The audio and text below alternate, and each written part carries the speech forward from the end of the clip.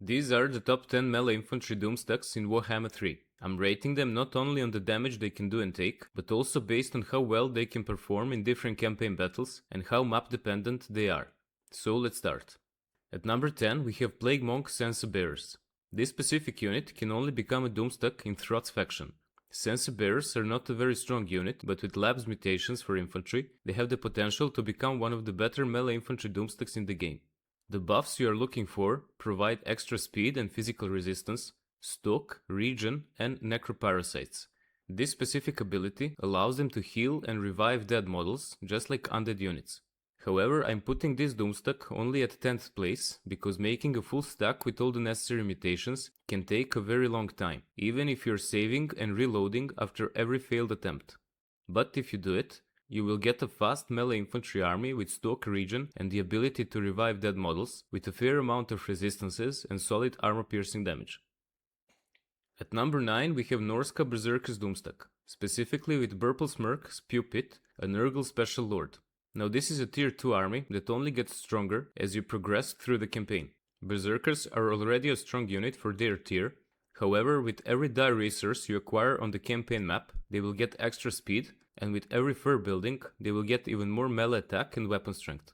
This way, they can push their melee stats to very high numbers, but they unlock their full potential once they are joined by Spew Pit. This guy provides them with more physical resistance, but most importantly with horrible regeneration, allowing them to heal and resurrect dead models.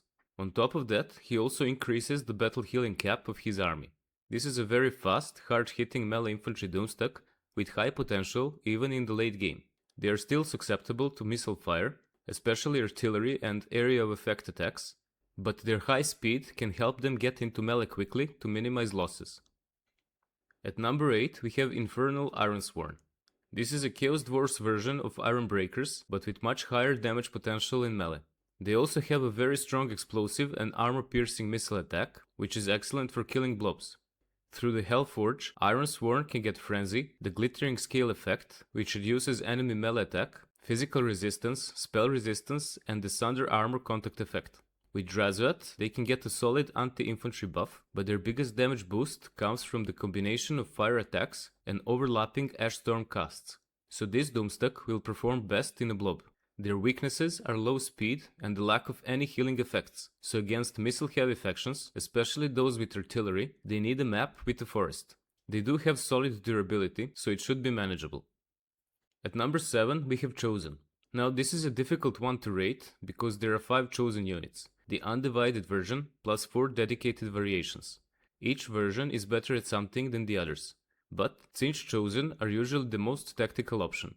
They are the only ones with magical attacks, they come with barrier and an anti-lodge bonus. While Nurgle Chosen can hit hard against armored enemies, they are slow.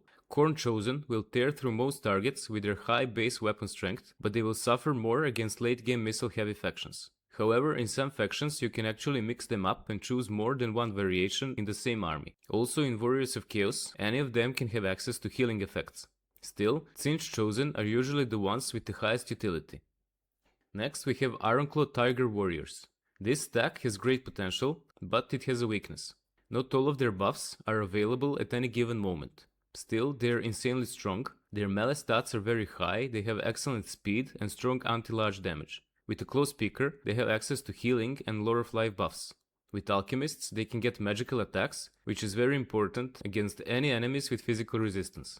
And through Bashiva's campaign mechanics, they can get even more melee buffs, but also stalk and regen.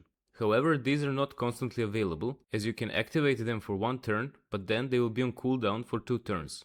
Regen is less important of the two, as you can still heal them with lore of life spells, but stalk is crucial against missile-heavy factions as their resistances are not that high.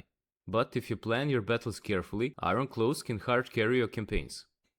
At number 5 we have one of the strongest melee doomstacks in the game, Savage Orc Big Uns. But there is a specific build that is the sole reason I'm ranking them this high on the list. You want Wurzag to lead this army, but you want them in Gorbat's faction. And the reason for this is a specific plan that Gorbat's faction can provide, which will grant them stalk and unspottable. Savage Orcs already have very high physical resistance, especially with Wurzag. Still, there are plenty of magical missile attacks that will completely negate it, so having stalk will allow them to approach enemy lines much easier and with fewer losses.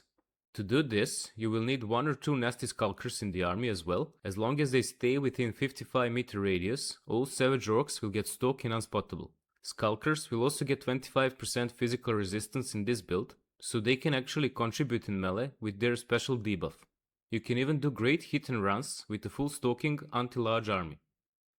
At number 4 we have the Bladesingers Doomstack. This army was stronger in Warhammer 2 when Shield of Thorns provided 20% physical resistance. However, Bladesingers can still get extremely high physical resistance, just not as cheaply. You want them in a Shadow Spellweaver army in the Heralds of Ariel faction for the office that provides them with stock. They have great speed for melee infantry, magical attacks, easy access to Lore of Life healing spells, and nice buffs from heroes and Lore of Beast spells. Their biggest strength is the astronomical physical resistance they can achieve, but only in forest battles. This comes from the Branch Raids buff, which grants extra physical resistance for the army during forest battles.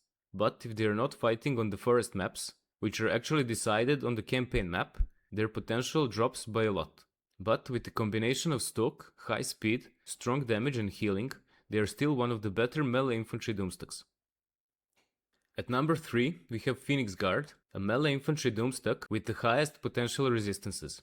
As a high elf army, they have easy access to healing, magical attacks, and plenty of melee buffs and debuffs to deal with any threats.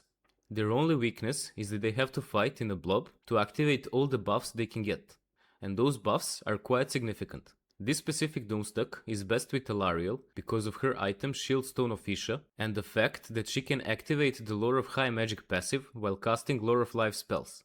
With all the buffs and items they can get, they can reach up to 58 physical resistance and 35% ward save with Caradrian and the Science of Matlan in the army. With the Mist Mage, they can get access to stock, some extra speed, and solid missile block chance and missile resistance. Overall, this is probably the toughest melee infantry army you can build. It does require a fair bit of management during combat, but if you do everything right, they will refuse to die and slowly grind down everything in melee. And if you somehow manage to lose a unit, it has a chance to resurrect after the battle. At number 2 we have the Aspiring Champions. This is a very simple but very strong unit that you can boost to a ridiculous degree through the Warriors of Chaos tech tree and various other buffs. But their biggest strength is that they have monstrous infantry level health per model. With only 16 models in a unit, each one has over 600 HP. And with regen, extreme durability through resistances, barrier and armor, they are very hard to take down even with cannons. Add excellent melee damage on top, and you have one of the strongest melee infantry armies you can build. And at number 1 we have Corned Wrathmongers. These units have several boons that make them the best melee infantry in the game. First, they do splash attacks. This allows them to strike multiple models per swing, and with their high weapon damage, they will obliterate everything, including legendary lords. But their splash attacks also cause stun lock, meaning they will knock down infantry-sized models, preventing them from fighting back. This was nerfed, but it still does the job well. Next, they are very fast for melee infantry, as fast as Bladesingers. This allows them to close the gap quickly and catch most of their targets.